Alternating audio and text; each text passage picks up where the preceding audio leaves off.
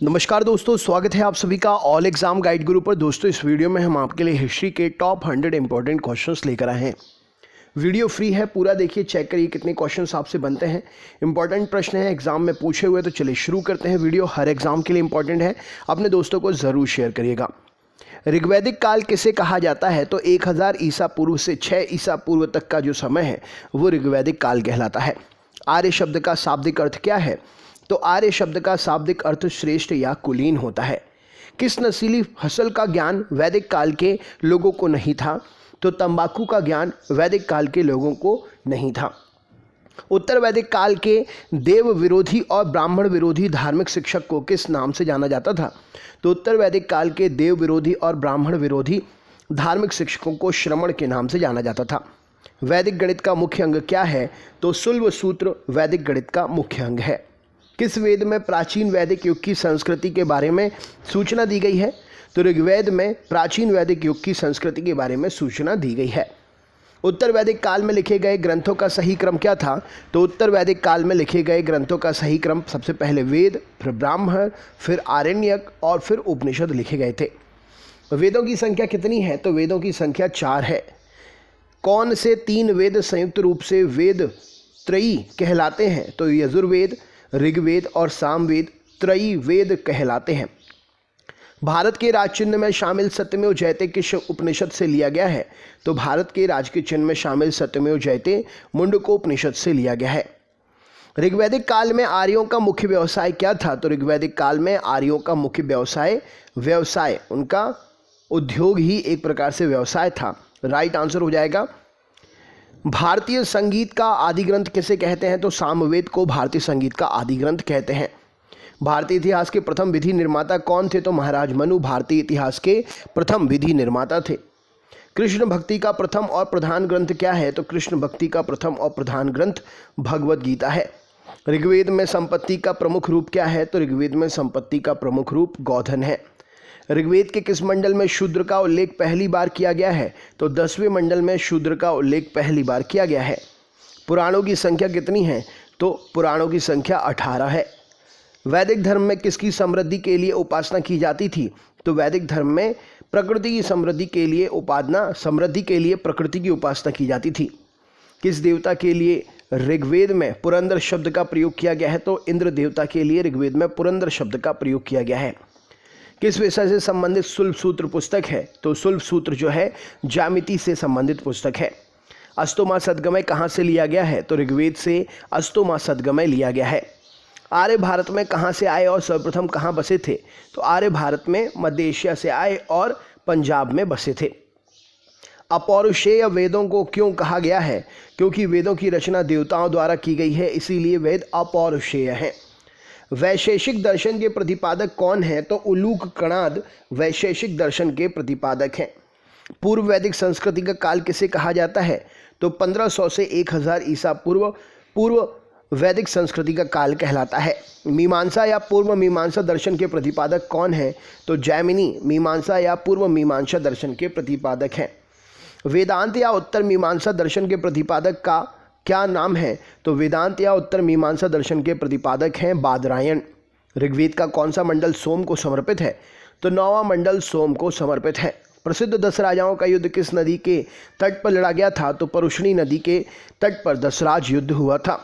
धर्मशास्त्रों में भू राजस्व की दर क्या हुआ करती थी? तो धर्मशास्त्रों में भू राजस्व की दर 1/6 हुआ करती थी। 800 ईसा पूर्व से 600 ईसा पूर्व का काल कौन से युग से जुड़ा हुआ है? तो यह काल जो है ब्राह्मण युग से जुड़ा हुआ है। किस काल से अछूत की अवधारणा स्पष्ट उदित हुई? तो वैदिक काल से अछूत की अवधारणा स्पष्ट उदित हुई। एशिया माइनर स्थिर बोगासकोई का महत्व क्या है? तो एशिया माइनर स्थिर बोगासकोई क्योंकि 4 देवताओं इंद्र, वरुण, मित्र, नासत्य का उल्लेख इसमें मिलता है। गायत्री मंत्र का उल्लेख किस पुस्तक में किया गया है? तो ऋग्वेद में गायत्री मंत्र का उल्लेख किया गया है। न्याय दर्शन को किसने प्रचारित किया था? तो महर्षि गौतम ने न्याय दर्शन को प्रचारित किया था। प्राचीन भारत में निष्क नाम से किसे जाना जाता है? तो प्राचीन भारत में निष्क नाम से स्वर्ण आभूषणों को जाना जाता है। योग दर्शन के प्रतिपादक कौन है? तो पतंजलि योग दर्शन के प्रतिपादक है। मुंडकोपनिषद उपनिषद पुस्तक किस पे आधारित होती है? तो उपनिषद जो है दर्शन पर आधारित है। आरंभिक वैदिक साहित्य में सर्वाधिक वर्णित नदी कौन सी है? तो आरंभिक वैदिक साहित्य में सर्वाधिक सिंधु नदी का वर्णन मिलता है। उपनिषद काल के राजा अश्वपति किस राज्य के शासक थे? तो उपनिषद काल के राजा अश्वपति कैकेयी राज्य के शासक थे। अध्यात्म ज्ञान के विषय में नचिकेता और यम का संवाद किस उपनिषद से प्राप्त होता है? तो अध्यात्म ज्ञान के विषय में नचिकेता और यम का संवाद कठोपनिषद में मिलता है। वैदिक काल में काबुल नदी का स्थान कहाँ निर्धारित होना चाहिए? तो वैदिक काल में जो काबुल नदी थी वो अफगानिस्तान से संबंधित है। कपिल मुनि द्वारा प्रतिपादित दार्शनिक प्रणाली कौन सी है? तो दर्शन सांख्य दर्शन कपिल मुनि ने दिया था। भारत के किस स्थल की खुदाई से लौह धातु के प्रचालन के प्रमाणतम प्राचीनतम साक्ष्य मिलते हैं? तो अतारंगजी खेरा से खुदाई से लौह धातु के प्रचालन के प्राचीनतम साक्ष्य मिलते हैं। किस वेद का संकलन ऋग्वेद पर आधारित है? तो सामवेद का संकलन ऋग्वेद पर आधारित है। कर्म का सिद्धांत किसने दिया था? तो मीमांसा से संबंधित है कर्म का सिद्धांत। किस विषय से चरक संहिता नामक पुस्तक संबंधित है? तो चिकित्सा शास्त्र से चरक संहिता संबंधित है। यज्ञ संबंधी विधि विधाओं का पता किस वेद से चलता है? तो यजुर्वेद से यज्ञ से संबंधित विधि विधाओं का पता चलता है। वैदिक योगीन सभा किससे संबंधित थी? तो मंत्री परिषद प्रश्न के लिए सही उत्तर हो जाएगा। वैदिक युग में प्रचलित लोकप्रिय शासन प्रणाली क्या थी? तो गणतंत्र शासन प्रणाली थी। भारत का सबसे पुराना या वेद प्राचीनतम वेद कौन सा है? तो ऋग्वेद है। भारतीय दर्शन की आरंभिक विचारधारा कौन सी है? तो सांख्य दर्शन है। सांख्य, योग, न्याय, वैशेषिक, मीमांसा और वेदांत, इन 6 भिन्न भारतीय दर्शनों की स्पष्ट रूप से अभिव्यक्ति किस युग में हुई? तो सांख्य दर्शन, योग दर्शन, न्याय दर्शन, वैशेषिक दर्शन, मीमांसा दर्शन और वेदांत दर्शन वैदिक युग में इनकी जानकारी मिली। बौद्ध हस्तकारी कौन सी है जो आर्यों द्वारा व्यवहार में कभी नहीं लाई गई थी? तो लोहार का काम आर्यों ने कभी नहीं किया था। ऋग्वेद के किस 6 मंडलों के गोत्र मंडल कहा जाता है? तो ऋग्वेद में दूसरे मंडल से 7वें मंडल तक ये 6 मंडल जो हैं गोत्र मंडल कहलाते हैं। किस वेद में जादुई माया और वशीकरण का वर्णन है? तो अथर्ववेद में जादुई माया और वशीकरण का वर्णन है। आर्य शब्द किसे इंगित करता है? तो नृजाति समूह को आर्य शब्द इंगित करता है। ऋग्वेद में कुल कितने मंडल हैं? तो ऋग्वेद में 10 मंडल हैं।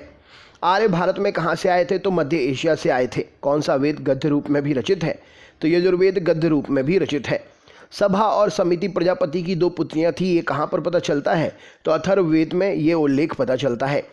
ऋग्वैदिक काल की सबसे प्राचीनतम संस्था कौन सी थी? तो ऋग्वैदिक काल की सबसे प्राचीनतम संस्था विरत संहिता थी। ब्राह्मण ग्रंथों में सबसे प्राचीन गोत्र कौन सा है? तो शतपथ ब्राह्मण सबसे प्राचीनतम है। गोत्र व्यवस्था प्रचालन कब आई? तो उत्तर वैदिक काल में सबसे पहले गोत्र व्यवस्था प्रचालन में आई। अनुलोम विवाह का अर्थ क्या होता है? उच्च वर्ण के पुरुष का निम्न वर्ण की नारी के साथ विवाह। और प्रतिलोम विवाह का मतलब? तो उच्च वर्ग की नारी का निम्न वर्ग के पुरुष के साथ में विवाह। वैदिक काल में यव किसे कहा जाता था? तो जौ को यव कहा जाता था वैदिक काल में। ब्रीहि शब्द किससे संबंधित है? तो ब्रीहि शब्द चावल से संबंधित है। अथर्व का सही अर्थ क्या है? तो पवित्र जादू अथर्ववेद अथर्व का सही अर्थ है। प्राचीनतम व्याकरण अष्टाध्यायी के रचनाकार कौन है?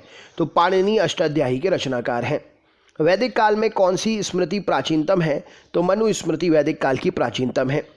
आदि काव्य की संज्ञा किसे दी जाती है? तो रामायण को आदि काव्य की संज्ञा दी जाती है। प्राचीनतम पुराण कौन सा है? तो मत्स्य पुराण प्राचीनतम पुराण है। ऋग्वेद में सबसे पवित्र नदी किसे माना गया है? तो सरस्वती नदी को। वैदिक समाज की आधारभूत इकाई क्या थी? तो कुल या कुटुंब आधारभूत इकाई थी समाज की। ऋग्वैदिक काल के सबसे प्रधान देवता का नाम बताइए जिनकी स्तुति में 250 सूक्तों की रचना हुई है। तो इंद्र देवता सबसे प्रधान देव थे। किस वेद सभा को नास्ति अर्थात सामूहिक वाद विवाद या अनुल्लंघनीय कहा गया? तो अथर्ववेद को नास्ति अर्थात सामूहिक वाद विवाद या अनुल्लंघनीय कहा गया है। किस रचना में नारी को सूरा और पांसा के साथ 3 प्रमुख बुराइयों में शामिल किया गया है? तो मैत्रायणी संहिता में नारी को सूरा और पांसा के साथ में 3 प्रमुख बुराइयों में शामिल किया गया है। उत्तर वैदिक काल में किसे देवताओं का सर्वोच्च स्थान प्राप्त था? तो प्रजापति को देवताओं में सर्वोच्च स्थान प्राप्त था। संस्कारों की कुल संख्या कितनी होती है? तो 16 संस्कार होते हैं। कौन से ऋण 3 ऋण में शामिल नहीं है? तो मात्र ऋण 3 ऋण में शामिल नहीं है। ऋग्वैदिक काल से संबंधित मृदभांड संस्कृति कौन सी थी? तो गेरुवर्णी मृदभांड संस्कृति सही उत्तर हो जाएगा। उत्तर वैदिक काल से संबंधित मृदभांड संस्कृति कौन सी? तो चित्रित धूसर मृदभांड संस्कृति उत्तर वैदिक काल से संबंधित है। हरियाणा प्रांत में चित्रित धूसर मृदभांड स्थल किस स्थान पर हाल में किए गए उत्खननों से प्रकाश में आया या पता चला? तो भगवानपुर में हरियाणा में चित्रित धूसर मृदभांड का पता चला। प्राचीन विवाह संस्कार का वर्णन करने वाला विवाह सूक्त किसमें पाया जाता है? तो ऋग्वेद में मिलता है। ऋग्वेद में अघन्य शब्द का प्रयोग किसके लिए किया गया है? तो किया गया है तो वध ना करने योग्य गाय के लिए अघन्य शब्द का प्रयोग किया गया है। प्राकृतिक स्थापित करने के कारण किस वैदिक देवता को रतस्य गोप कहा गया है? तो वरुण देवता को प्रकृति स्थापित करने के लिए रतस्य गोप कहा गया है। जल या समुद्र का देवता किसे माना जाता है? तो वरुण को। तीनों पगों में 3 लोकों को माप लेने के कारण उपक्रम किसे कहा गया है? तो विष्णु को कहा गया है। मनुस्मृति किससे संबंधित है? तो समाज व्यवस्था से संबंधित है। गायत्री मंत्र की रचना किसने की है? तो विश्वामित्र ने की है। अश्वेता और ऋग्वेद में समानता है, लेकिन अश्वेत किस क्षेत्र से संबंधित है? तो अश्वेत जो है ईरान से संबंधित वेद है। ऋग्वैदिक काल में आर्य लोहे के प्रयोग से परिचित थे या नहीं? तो हाँ, बिल्कुल परिचित थे। ऋग्वैदिक काल में कौन सी नदियों का उल्लेख अफगानिस्तान के साथ संबंध सूचक करता है? तो कुंभा और क्रमु नाम की 2 नदियां अफगानिस्तान के साथ में संबंध का सूचन करता है ऋग्वैदिक काल में। आर्यों की आर्कटिक होम सिद्धांत का पक्ष किसने किया था? तो बीजी तिलक ने किया था। ऋग्वैदिक में कितने सूत्र हैं? तो ऋग्वेद में 1028 1028 सूत्र हैं। पूर्व वैदिक आर्यों का प्रमुख धर्म क्या था? तो प्रकृति की पूजा और यज्ञ। विश्व में प्रथम प्रमाणिक ग्रंथ कौन सा है? तो ऋग्वेद, सामवेद, यजुर्वेद और अथर्ववेद। ऋग्वेद में कितने प्रकार के देवों का प्रमाण मिलता है? तो 33 प्रकार के देवों का प्रमाण मिलता है। यजुर्वेद में किस विधि का वर्णन किया गया है? तो यज्ञ का वर्णन किया गया है। यजुर्वेद की भाषा क्या थी? तो यजुर्वेद की भाषा जो है पदात्मक और गद्यात्मक दोनों ही प्रकार की यजुर्वेद की भाषा थी। तो दोस्तों, ये था हिस्ट्री का क्वेश्चन पेपर।